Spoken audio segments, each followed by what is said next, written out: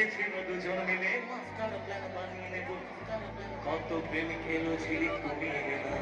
আসলে এমন ঘটনা কার কার ঘটেছে জীবনে যে আপনি পার্কে পৌঁছে গেছেন, আপনার গার্লফ্রেন্ড আসেনি? ওই কাকাকে দেখছো? উদাহরণ দেব, শিবাস দেব। ওর জীবনে প্রেমই হলো না, ওর একটা জীবনে বুনু আছে, ও বুনুতেই শেষ। ওর জীবনে একটা বুনু আছে, ও বুনুতেই শেষ। ও যত প্রেমিকা জোগাড় করে তত ঝামেলা। ও বলে অমুক দিন সিনেমা দেখতে যাবো, ও চলে যায়, সে আর আসে না। ও বলে পার্কে ঘুরতে যাবো, শিবাস পৌঁছে যায়, ও আর আসে না।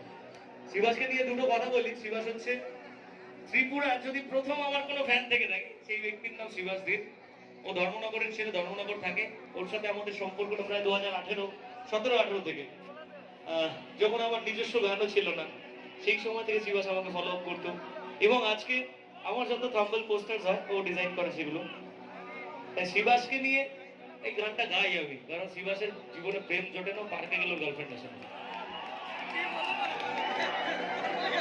তাই শিবাস যেহেতু আমার কাছের লোক, তাই কি আমার তো একটু মাথা গরম হয় যে আমার ভাই দাদা তার গার্লফ্রেন্ড আসে না। তাই বলি, আমার ভেজা গরম হয়ে যাবে